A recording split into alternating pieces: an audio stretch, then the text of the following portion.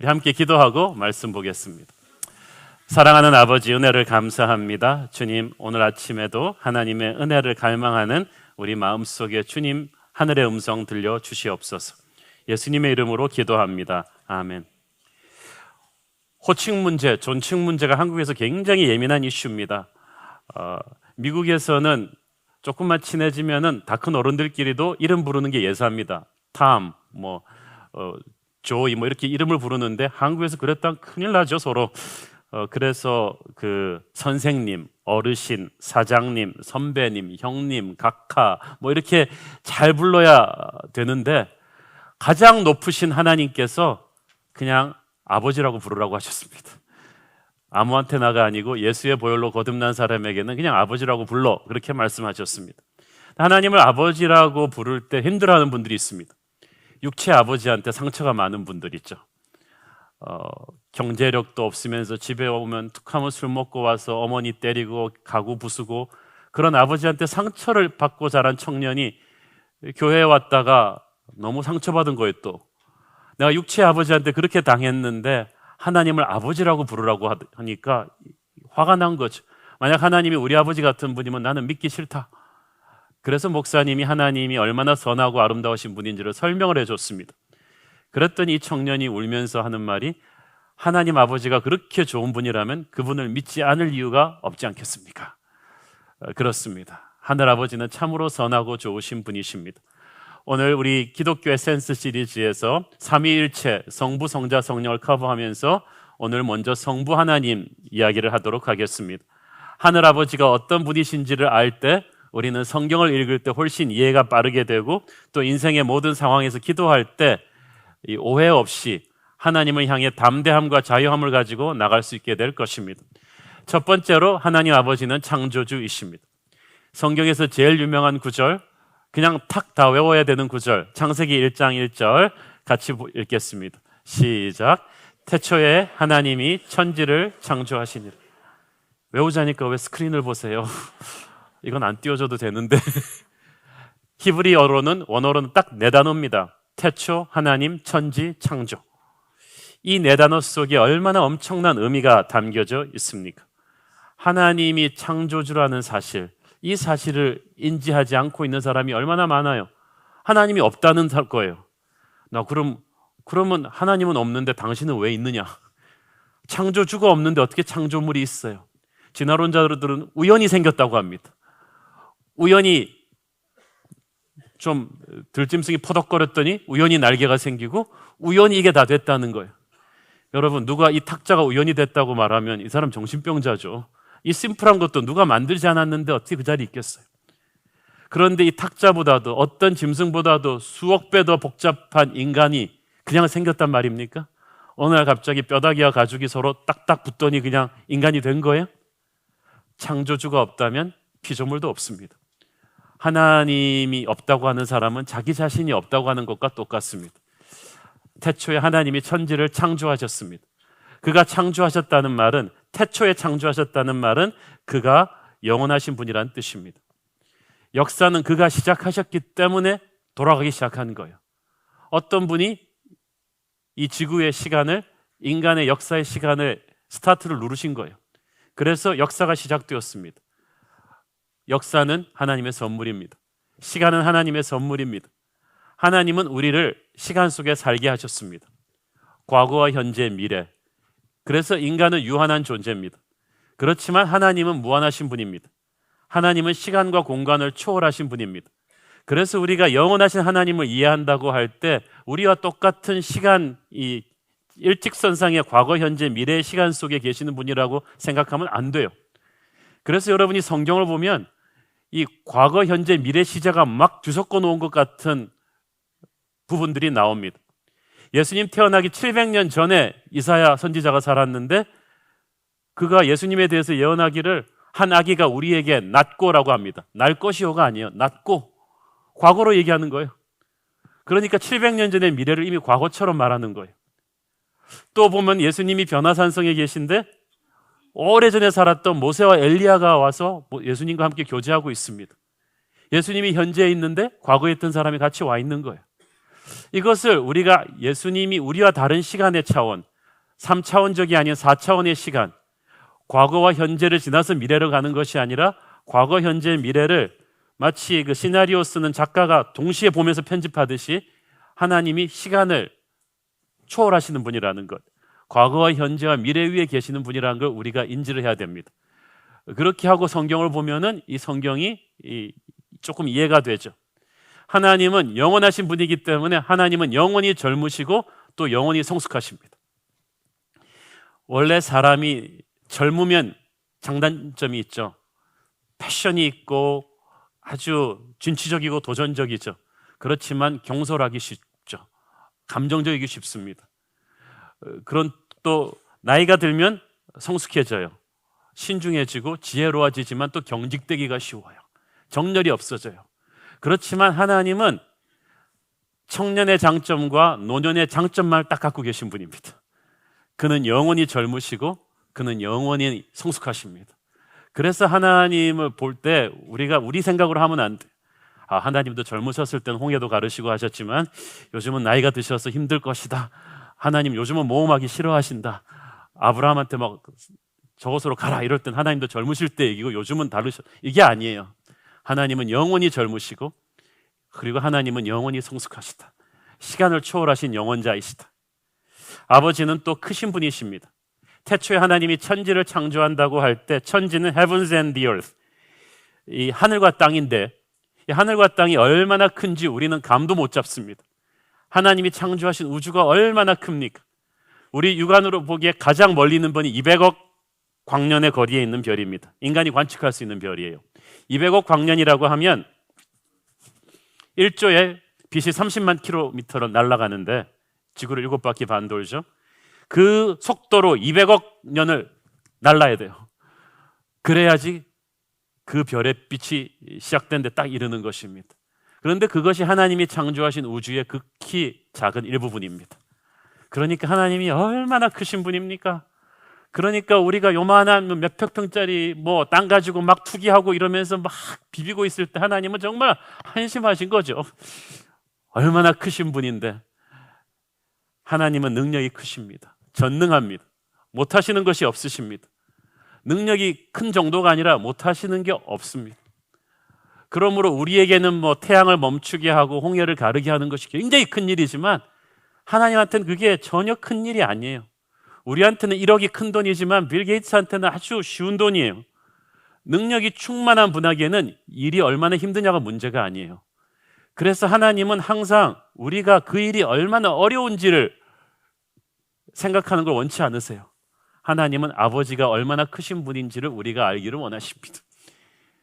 그래서 이 고갈되지 않는 엄청난 능력의 소유자가 아버지이심을 알 때 우리는 어떤 힘든 상황 속에서도 절망하지 않습니다. 불경기가 우리가 불경기지 천국이 불경기예요? 아니에요. 그래서 우리는 불경기에 장사하면서도 하나님의 자녀들은 풍성하신 하늘의 은혜를 기대하는 거죠. 어떠한 적을 만나도 무한한 능력의 아버지가 뒷배에 있다는 것을 알기 때문에 우리는 담대할 수 있는 것입니다. 이 아버지는 전지하신 분입니다. 지혜가 크세요. 우리가 IQ 150만 넘어도 천재라고 하는데 하나님의 IQ는 무한대입니다. 그래서 하나님과 우리가 가끔 자주 대화가 안 되는 거예요. 왜냐하면 IQ가 50만 차이가 나도 서로 대화가 안 돼요. 여러분 성도 간에 대화가 안 된다. 그럼 누구 IQ가 50미터인가를 이렇게 생각을 해보세요. 근데 하나님은 얼마나 답답하시겠어요. 수준이 이렇게 안 되는데. 그러나 우리가 가끔씩 기술이 발전할수록 우리가 신이라고 착각을 해요. 똑똑하다고 착각을 해요. 그래서 바벨탑을 쌓아요. 해커들이 가장 잘 쓰는 아이디 암호가 가십니다. 지가 신이라는 거예요. 그러나 지금 우리 인간의 기술로 만든 최고의 작품인 반도체 마이크로칩에 지금 담을 수 있는 정보량이 100만 권 정도의 책 분량입니다. 대단하죠. 요만한 손톱만한 데다. 그런데 그 손톱만한 것에 100만 분의 1의 크기의 세포 하나에 하나님이 담아놓는 정보는 그 1000만 배가 넘습니다. 인간이 지금 100만 년이 지나도 그 정도 기술을 개발할 수는 없습니다. 그러므로 우리가 창조주 하나님의 지혜를 논할 때 주님의 그 높고 위대하심에 우리는 손을 들 수밖에 없어요. 그래서 여러분 인생에서 어떤 여러분 머리로 굴려서 이제 수가 안 보인다, 길이 다 막혔다고 할 때, 그때가 바로 기도할 때입니다. 왜냐하면 우리 수준으로 수가 안 보이는 거지 하나님 수준에는 수가 많이 보여요. 차원이 다르다는 게 그런 거예요. 높이를 모르는 2차원적인 존재에게는 이렇게 사방팔방이 막히면은 이제 자기는 끝났다고 생각합니다. 3차원적인 존재가 보면은 위로 뛰면 되는데 이 2차원적인 존재 수준에서는 그게 끝난 거예요. 하나님은 4차원적이십니다. 우리가 사방이 다 막혔어, 이제 이 청년 실업난, 직장 구하기가 하늘의 별 따기야, 불경기야, 이렇게 안 된다고 우리가 바둥바둥할 때 하나님은 가소로운 거예요. 수가 없는 게 아니라 하늘의 수를 네가 모르기 때문이다. 사랑하는 여러분, 그러므로 여러분 인생에서 길이 막히고 머리가 안 돌아가고 그럴 때 하나님에게 구하십시오. 그가 상상할 수도 없는 지혜를, 다니엘에게 주셨던 그 지혜를, 요셉에게 주셨던 지혜를, 서울대와 하버드대가 결코 줄 수 없는 그 엄청난 하늘의 지혜를 여러분에게 주실 줄로 믿습니다. 우리가 하나님이 전능하시고 전지하신 창조주이심을 할 때 우리 믿음의 크기가 달라지고 인생을 대하는 태도가 달라질 것입니다. 하나님은 둘째로 거룩하신 분이십니다. 시편 99편 3절 보겠습니다. 시작. 주의 크고 두려운 이름을 찬송할지니 그는 거룩하심이로다. 하나님은 거룩하신 분입니다. 그 말은 하나님은 우리와 다르다는 뜻입니다. 차별되었다는 뜻입니다. 뭐가 다르십니까? 그는 너무나 올바르신 분입니다. 너무나 선하시고 진실하신 분입니다. 깨끗합니다. 죄가 없습니다. 하나님이 거룩하신 분이다, 선하고 진실하신 분이라는 게 얼마나 다행인지 모르겠어요. 여러분, 하나님 같은 전지하고 전능하신 능력을 가진 분이 조금이라도 거짓되거나 악하거나 사기꾼이라면 어떡하겠어요? 우리 공상과학 영화 같은 데 보면 아주 슈퍼히어로가 나쁜 마음을 먹으니까 엄청난 재앙이 지구에 오잖아요. 전능하시고 전지하신 하나님이 1%라도 거짓이 있다, 조금이라도 사기성이 있다, 말 바꾸기를 한다, 이러면 우리는 얼마나 끔찍하겠습니까? 그러나 그 큰 능력을 가진 하나님이 1%도 거짓이 없는 진실한 분입니다. 선하신 분입니다. 정의로우신 분입니다. 세상이 악하다고는 하지만 그래도 어느 나라를 가든지 그 세상에 기본적인 법과 원칙과 질서가 있습니다. 어느 나라 가든지 살인죄를 지으면 구속됩니다. 어느 나라 가든지 사람을 사기치고 이렇게 나쁜 일을 하면 그래서는 안 된다는 이 사람들 눈이 있어요. 그런 기본적인 정의의 개념, 윤리와 도덕 질서의 기본을 예수 안 믿는 사람들한테도 있다는 거예요. 그거 누가 줬습니까? 인간이 타락하긴 했지만 거룩하신 아버지의 DNA가 그래도 조금씩 깔려 있는 거예요. 그 하나님의 거룩의 질서가, 선과악의 그 질서가 사람들의 무의식 속에 깔려 있어서 세상이 그래도 이 정도 되는 거예요. 하나님이 거룩하신 분, 그분은 진실하신 분이라는 것입니다. 사탄은 거짓의 영이지만 하나님은 진리의 영이십니다. 이 하나님께서 우리에게도 거룩을 따르기를 원하셨습니다. 아버지, 내가 거룩하니 너희도 거룩하라. 이것이 생명과 직결이 된다고 하셨습니다. 여러분이 하나님이 거룩한 분이라는 것을 이해를 해야 구약 성경의 어떤 부분을 이해할 수가 있습니다. 어떤 청년이 처음에 예수 믿고 성경을 읽다가 저한테 그 질문을 했습니다. 하나님, 너무 잔인하다는 거예요. 왜냐하면 약속의 땅에 들어가서 거기 살고 있는 민족들을 그냥 몰아내면 됐지, 남녀노소 살아있는 짐승까지 하나도 다 씨를 남기지 않고 죽여버리는 거죠. 불태워버려라.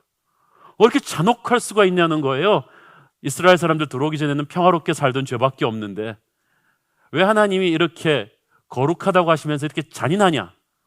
그런데 이것을 이해하셔야 되는데, 거기 살고 있던 가나안 민족들은 평화롭게 살던 따뜻하고 온순한 민족이 아니었어요. 잔인하고 굉장히 성적으로 문란한 민족이었어요. 그들이 섬기던 바알과 아세라 신들은 폭력의 신이요, 피의 신이요, 성적인 음란의 신이었습니다. 그래서 그들은 친형제들 간끼 혈육들끼리도 성관계를 하고 짐승과도 교접을 했습니다. 동성애가 창궐했습니다. 여러분, 에이즈의 시작이 아프리카에서 인간이 짐승과 교접한 데서부터 퍼진 바이러스라는 거 아시죠? 죽음의 병을 퍼뜨리잖아요. 가나안이 그랬단 말이에요.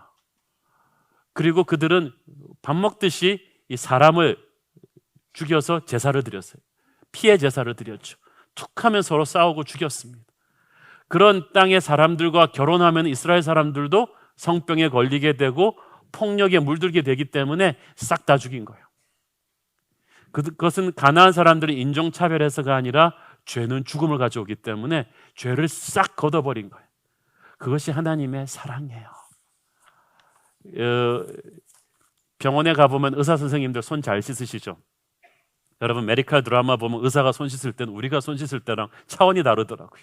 보셨죠? 손 딱 들고 병원에 있는 빨래비누 같은 특별 의학비누로 그냥 손톱까지 착착착 걷어가지고 그냥 이렇게 막 빨듯이 싹 씻어버려요. 그러면 그 때가 착 씻겨 나가는데 여러분 그걸 보면서 때가 무슨 죄가 있다고 그렇게 잔인하게 씻어내리냐 이러는 사람 있어요? 없어요. 왜냐하면 의사 손에 그 병균이 조금이라도 남아있으면 수술하는 환자한테 그대로 죽음입니다. 우리가 그 전염병 걸린 마을에서는 옛날에 어떻게 합니까? 시체 다 태웁니다. 그리고 그 사람 쓰던 물건들 그 지역을 다 불로 소각해서 완전히 소독해버려요. 병균 바이러스는 다른 생명을 죽이기 때문입니다. 그래서 하나님의 거룩은 잔인한 것이 아니라 사랑하는 거예요. 여러분을 사랑하기 때문에 하나님께서 이 거룩의 명령을 내리신 것이고 이스라엘 사람들에게 거룩의 피가 흐른다고 한 거예요. 그리고 그것을 사용하지 않을 때 거룩을 버릴 때 죽음이 온다는 겁니다. 아버지는 거룩하신 분이다. 세 번째, 이 하나님 아버지는 역사의 주관자이십니다. 사도행전 17장 24절 이렇게 보세요. 시작. 우주와 그 가운데 있는 만물을 지으신 하나님께서는 천지의 주제시니 손으로 지은 전에 계시지 아니하시다. 자, 보세요. 천지의 주제라는 말은 천지를 운영하시는 분이다라는 뜻입니다. 하나님은 세상을 만들어 놓고 방치해 놓으신 분이 아니십니다. 어떤 사람은 하나님이 세상을 만들어 놓고 그냥 방치했기 때문에 세상이 이 지경이 되었다고 합니다. 그러나 세상이 이 지경이 된 것은 인간의 죄 때문이고 그 죄를 뒤에서 방조한 사탄 때문이지 하나님 때문이 아닙니다. 그리고 하나님은 세상을 방치해 놓지 않으셨습니다. 다스리고 계십니다. 그래서 세상이 이 정도라도 버티고 있는 거예요. 하나님이 세상을 다스리신다는 것을 믿는 하나님의 자녀들은 세상을 버리지 않고 위에서 기도합니다.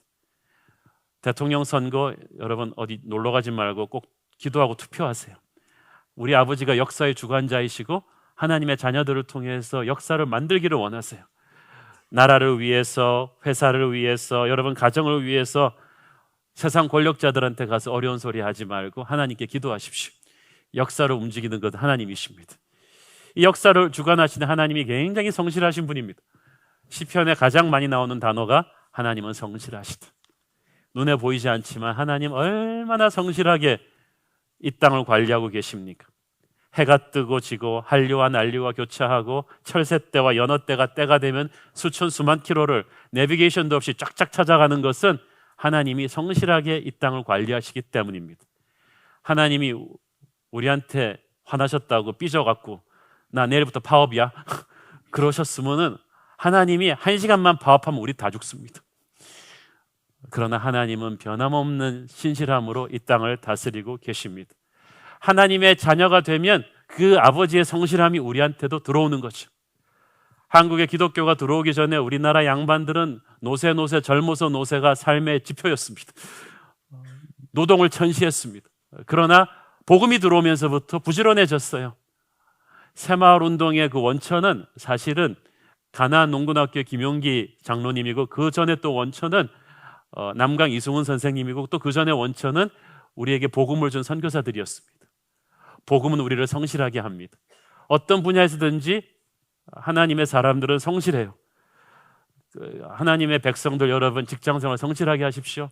가정생활 성실하게 하십시오. 특히 믿음 생활을 성실하게 잘 하셔야 됩니다. 기도와 말씀을 성실하게 파야 되고요. 교회 섬기는 것도 성실하게 하셔야 돼요. 하나님한테 찍히고 싶으면 불성실하시고 그러나 아버지의 피가 우리에게 흐른다면 우리는 성실할 거예요.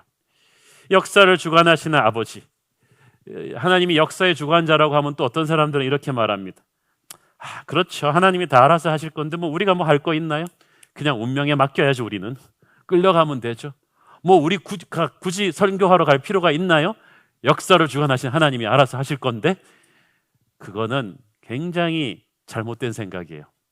하나님이 역사를 주관하시지만 많은 일들을 우리에게 위임하셨어요. 우리를 통해서 역사를 만들어 가세요. 하나님이 세계 복음화를 시키시지만 우리의 전도를 통해서, 선교를 통해서, 우리의 헌금을 통해서 하기를 기뻐하세요. 우리가 아버지의 마음을 그렇게 깨닫고 동역자가 되는 걸 아버지가 좋아하세요. 아버지의 마음으로 함께 동역자가 되는 사람에게 아버지의 축복이 와요. 아버지는 함께 우주를 경영하자며 우리를 초대하십니다. 하나님이 역사를 주관하시지만 하나님의 자녀의 기도를 들으시고 그 사역의 열매로 그 결정을 바꿔주기도 하십니다. 니느웨의 죄가 너무 극에 달해서 아버지는 니느웨를 멸망시키려고 했습니다.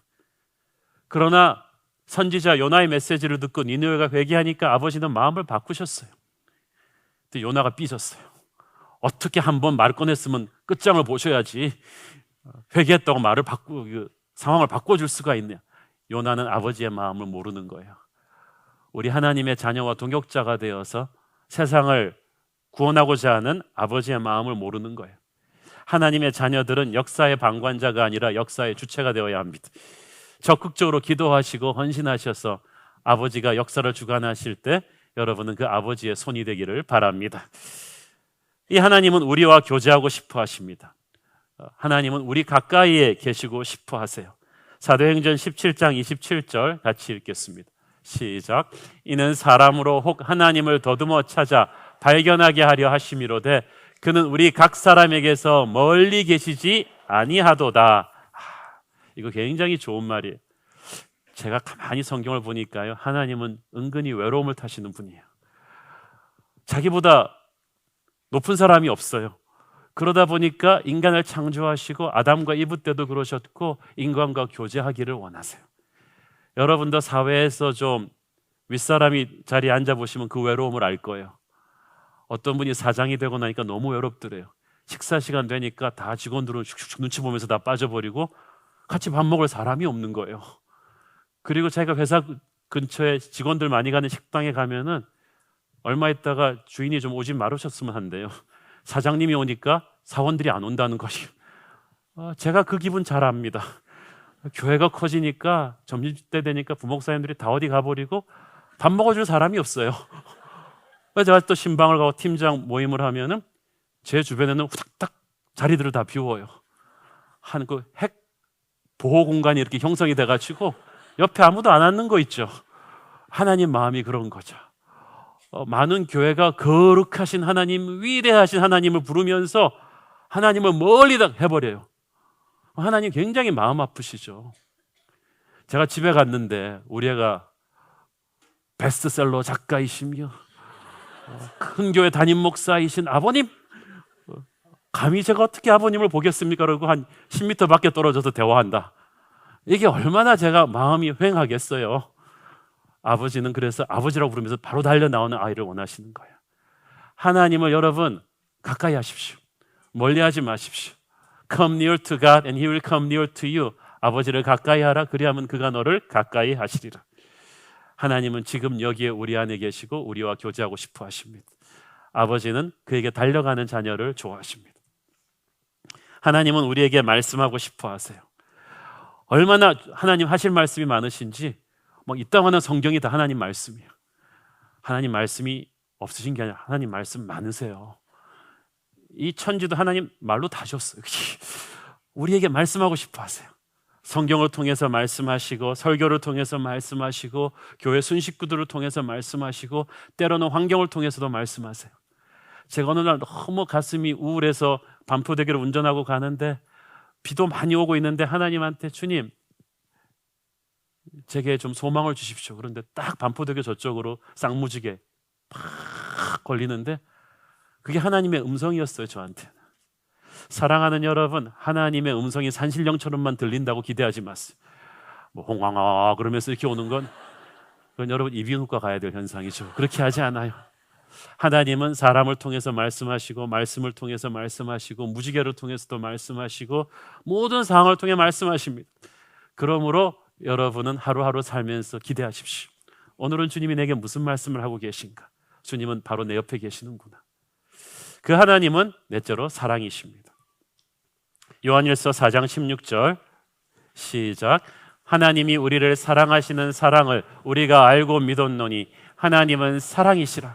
사랑 안에 거하는 자는 하나님 안에 거하고 하나님도 그의 안에 거하시느니라.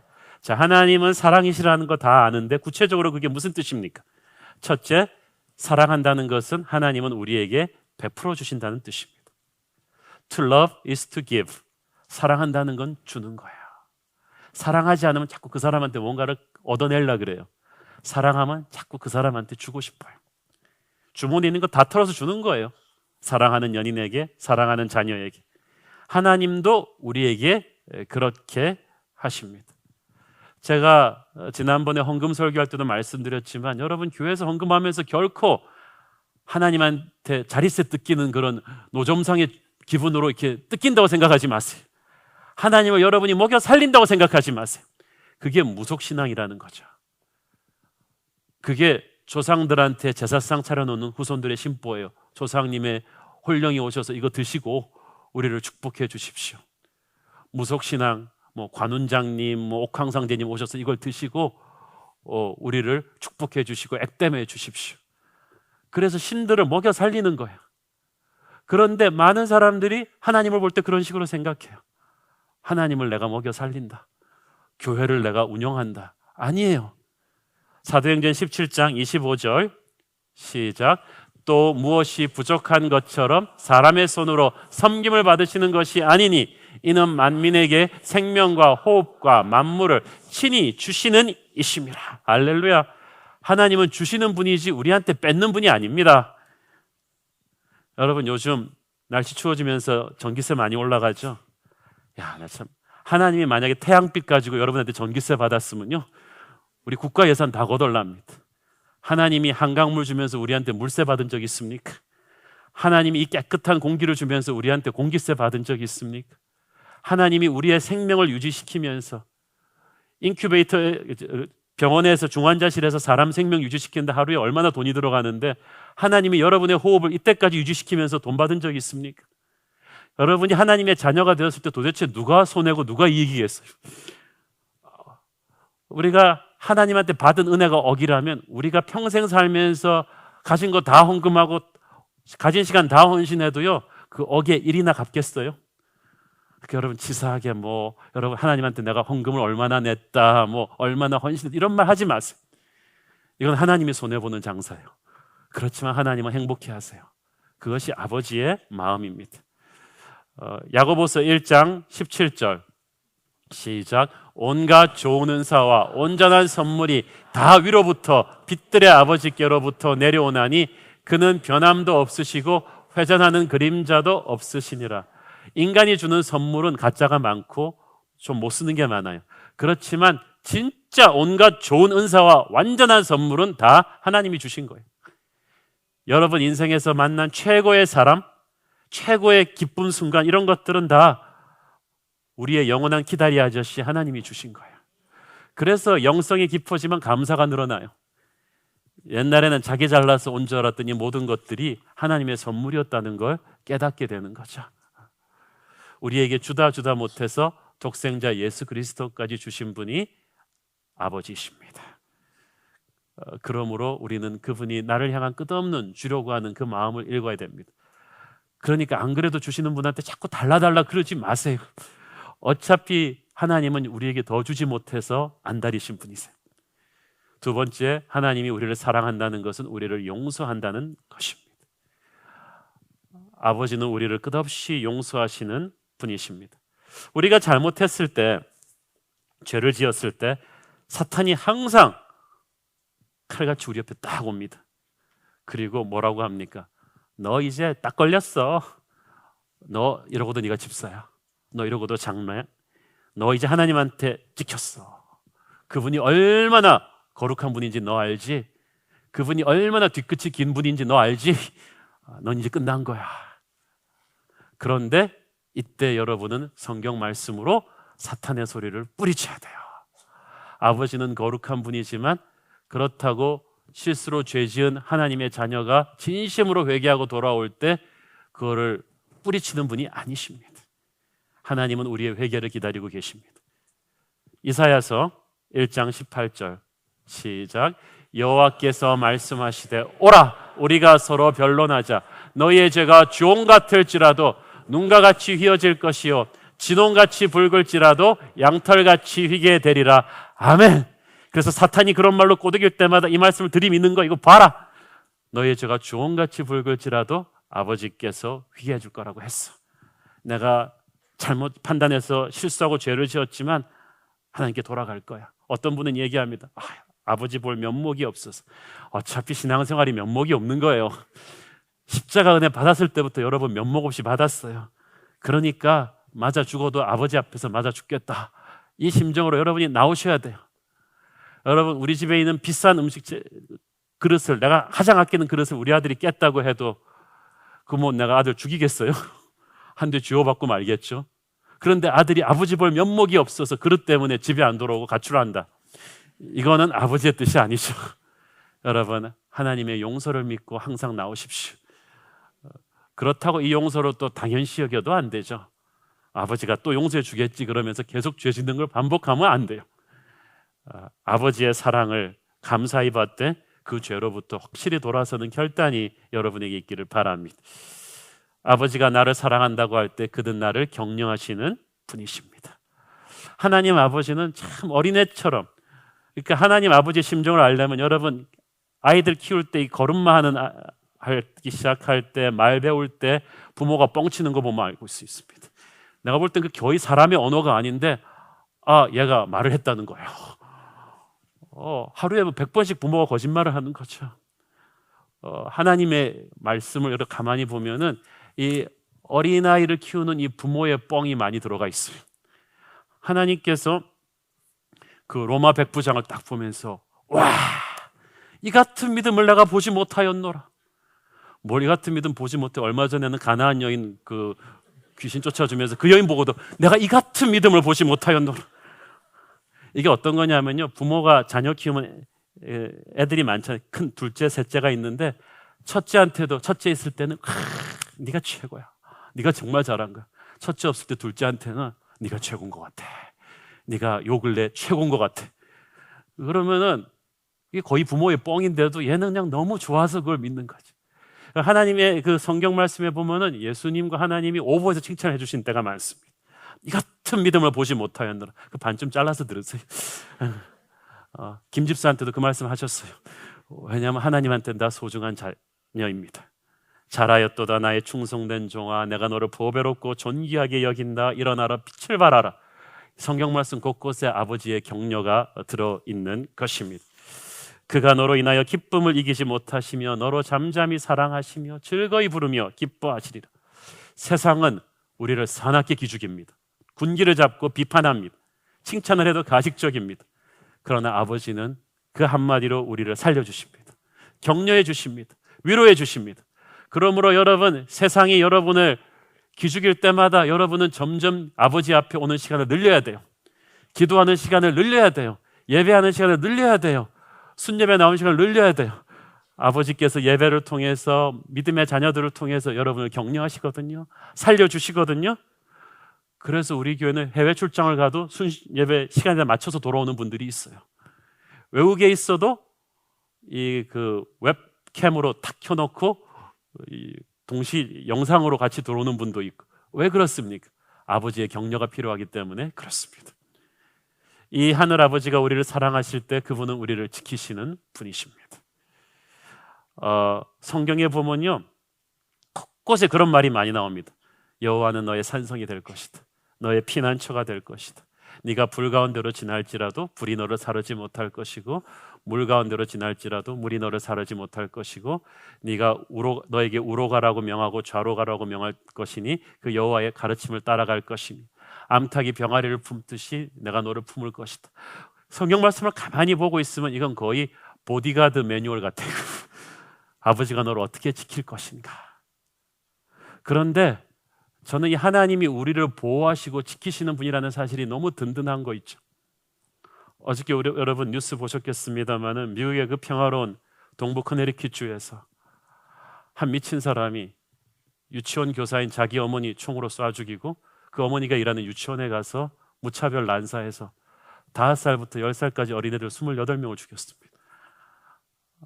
미국 전역이 지금 조기가 개항이 됐습니다. 아침에 크리스마스 장식한다고 유치원 간 그 평화로운 중산층 백인 아이들이 그냥 순식간에 목숨을 잃은 거예요. 사랑하는 여러분, 이 세상이 얼마나 위험합니까? 하나님이 우리를 지켜주지 않으면, 우리의 자녀를 지켜주지 않으면 우리는 잠시도 안심할 수가 없습니다. 저는 그래서 부모로서 여러분의 자녀를 위해서 24시간 기도해야 된다고 믿습니다. 아이한테 도시락 챙겨주고 스마트폰 챙겨줄 생각하기 전에 머리끝부터 발끝까지 하나님이 이 아이를 지켜주시옵소서. 하나님이 우리 이 아이의 보호자 되 주시옵소서. 주님, 나를 지켜주시고 내 가정을 지켜주시고 이 민족을 지켜주시옵소서.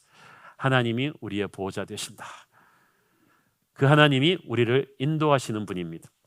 성경에서 하나님이 백성을 인도한다는 말이 300번 넘게 나옵니다. 하나님은 이스라엘 백성들한테 광야에서 지도 하나 주고 가라 그러지 않았어요. 나와 함께 움직이자. 불기둥 구름기둥만 따라가면 되는 거예요. 그러니까 하나님의 백성에게는 장기적인 미래 플랜이 필요한 게 아니라, 계획이 필요한 게 아니라 관계가 필요해요. 교제가 중요한 거예요. 아버지와 함께 있기만 하면 어떤 미래가 와도 뚫고 나갈 수가 있어요. 이 광야 가는 것이, 인도하는 것이 이게 굉장히 쉽지 않은 일입니다. 신명기 8장 15절 보겠습니다. 시작. 너를 인도하여 그 광대하고 위험한 광야, 곧 불뱀과 전갈이 있고 물이 없는 간조한 땅을 지나게 하셨으며, 또 너를 위하여 단단한 반석에서 물을 내셨으며. 여러분이 광야를 지날 때요, 이게 그냥 쭉 가는 게 아닙니다. 광야를 지날 때 낮에는 이 뜨거운 태양을 막아주는 구름 기둥이 필요하고, 밤에는 몸 온도가 떨어지지 않도록 천연 히터로 이 불기둥이 가야 되고요. 그 다음에 의식주 문제, 고기만 먹어도 영양실조 걸리고 빵만 먹어도 체하고 뭐 이렇게 여러 가지 많아요. 그래서 의식주 문제도 다 하나님이 챙겨줬고, 서로 싸워서 분쟁이 일어났을 때 재판하는 것도 하나님이 다 챙겨줬고, 전쟁이 일어났을 때 진치는 것도 하나님이 챙겨줬고요. 병 들었을 때 그 의료 예방법까지 레위기에는 쫙 나옵니다. 하나님은요, 우리 사이의 모든 면을 다 인도하시기를 원하세요. 여러분, 그러니까 큰 일만 하나님한테 묻지 말고 작은 일도 다 물어야 돼요. 교회 일만 묻지 말고 여러분 사업에 대해서, 자녀 교육에 대해서, 아이 대학 문제 놓고 고민할 때 전문 교육 컨설턴트한테가 상담하지 말고 먼저 기도하셔야 돼요. 하나님은 여러분의 인생의 모든 분야에서 여러분을 인도하기를 원하십니다. 그런데 인도하실 때 하나님의 자녀가 잘못 갈 땐 하나님이 징계하십니다. 그것도 인도입니다. 하나님의 거절, 하나님이 나를 망하게 하시고 실패하게 하실 때 그것도 인도예요. 여러분, 하나님의 자녀라는 중요한 증거가 뭔지 아세요? 하나님의 징계예요. 길에 지나다가 우리 애가 아닌 애들이 뭐 술, 담배하고 뭐 마약하고 이러고 있을 때는 우리나라 청소년 문제 심각합니다. 기도합시다. 이러고 지나가지만 우리 애일 경우는 달라지죠. 달려들어가지고 걔를 붙잡고 끌어안고 어떻게든 문제를 해결하듯이, 하나님의 자녀라면 여러분이 잘못된 길로 가면 반드시 빨리 망합니다. 축복입니다. 빨리 실패합니다. 세상 사람들은 다 사기치고 거짓말하면서 살살 빠져나가는데, 하나님의 사람들은 못 치는 사기치다가 꼭 걸려요. 잡혀요. 망해요. 망신을 당해요. 그리고 막 머리를 쥐어뜯습니다. 하나님, 내게 어떻게 이럴 수 있습니까? 남들은 다 빠져나가는 게 난 어떻게 걸리게 합니까? 그거는 남들은 하나님의 자녀가 아니지만 당신 하나님의 자녀이기 때문에 망하는 거예요. 그 망하는 게 은혜예요. 히브리서 12장 7절 8절 보겠습니다. 시작. 너희가 참음은 징계를 받기 위함이라. 하나님이 아들과 같이 너희를 대우하시나니 어찌 아버지가 징계하지 않는 아들이 있으리요. 징계는 다 받는 것이거늘 너희에게 없으면 사생자요 친아들이 아니니라. 할렐루야. 우리 신호부모는 어렸을 때 미국에 입양되어 갔는데 양부모가 그렇게 잘해줬지만 어느 날 양부모한테 울면서 따졌대요. 왜 나를 친아들처럼 대하지 않습니까? 양부모에게 친아들이 있었거든요. 그래서 무슨 소리냐, 내가 너한테 잘해줬는데 왜 친아들은 잘못했을 때 야단치고 때리면서 왜 같이 잘못했는데 나는 안 때립니까? 아버지는 나를 아들로 대우하는 게 아니라 아직도 손님 대우합니까? 그랬더니 아버지가 그것이 섭섭했더냐? 알았다. 그 다음부터 걸리면 직사게 맞았대. 맞으면서 너무 좋더라는 거죠. 내가 드디어 아들이구나. 사랑하는 여러분, 여러분이 잘못된 길로 가다가 망했다. 부러졌다. 내가 아들이구나 그러면서 감사하기를 바랍니다. 그것이 아버지의 사랑입니다. 징계를 통해서 하나님은 그의 사랑을 우리에게 표현하십니다. 이 하나님 아버지의 자녀로 산다는 것은 놀라운 특권이 아니겠습니까? 우리가 예수의 피로 거듭나서 하늘 아버지를 우리 아버지라고 선포했을 때 우리는 그 아버지의 씨가 우리 안에 살아있음을 선포하는 것입니다. 요한일서 3장 9절 시작. 하나님께로부터 난 자마다 죄를 짓지 아니하나니 이는 하나님의 씨가 그의 속에 거함이요 그도 범죄하지 못하는 것은 하나님께로부터 났음이라. 우리가 아예 범죄하지 않는다는 것이 아니라 이제 죄의 사슬에서부터 자유했다는 거죠. 습관적으로 죄를 짓지 못한다는 거예요. 잠깐 실수로 죄를 지어도 옛날과는 다르게 빨리 털고 다시 돌아온다는 거예요. 죄를 죄로 느끼지 못하던 것도 이젠 죄로 느끼기 시작한다는 것입니다. 왜? 예수의 보혈로 거듭난 하나님의 자녀가 되는 그 순간에 아버지의 씨가, 영적인 유전자가 우리한테 쑥 들어온 거야. 그래서 우리도 모르는 사이에 하나님의 거룩이 우리 안에 있어요. 있으니까 하나님께서 그걸 발휘하라 그러시는 거죠. 이제 죄를 싫어하는 어떤 마음이 내 안에 있어요. 하나님의 사랑의 씨가 우리 안에 있어요. 시도독질 못한다 그러잖아요. 우리가 이 왕가의 피가 흐른다니까요. 사랑의 씨가 있기 때문에 하나님은 우리 보고 사랑하라고 명하세요. 능력의 씨가 우리 안에 있기 때문에 우리는 사람의 능력으로 할 수 없는 일도 기도해서 하늘의 능력으로 해낼 수가 있는 거예요. 이제는 나의 야심이 아닌 아버지의 뜻에 나를 맞추면서 살아갑니다. 우리가 하늘 아버지를 아버지라고 부를 때 아버지 당신의 마음이 있는 곳에 나의 마음이 있는 거예요. 옛날에는 내 욕심대로 돈 벌면 기분이 좋았는데 요즘은 별로 돈 벌어도 기분이 좋지 않아요. 아버지의 뜻에 헌신할 때 기분이 좋아요. 아버지의 비전에 나를 맞출 때 그때 감사해요. 옛날에는 막 사람들을 부릴 때 내가 뭐 한 자리 한 것 같고 기분이 좋았는데 이제는 내가 남의 발을 씻어도 기분이 좋아요. 아버지의 마음이 나의 마음이기 때문입니다. 그 아버지의 씨가 저와 여러분 가운데 있는 줄을 믿습니다. 그 아버지의 자녀로서 우리는 세상을 부러워하지 않으며 세상을 두려워하지 않으며 살아가는 그런 하나님의 백성이 된 줄로 믿습니다. 기도합시다. 사랑하는 아버지, 은혜를 감사합니다. 죄의 자녀였던 우리들이 예수의 보혈로 말미암아 거듭나서 이제 하늘 아버지의 자녀가 되는 특권을 받았음을 믿습니다. 하나님의 거룩과 하나님의 사랑과 하나님의 능력이 우리 안에 있습니다. 주님, 아버지의 자녀로 세상을 이기며 살게 하여 주옵소서. 예수님의 이름으로 기도합니다. 아멘.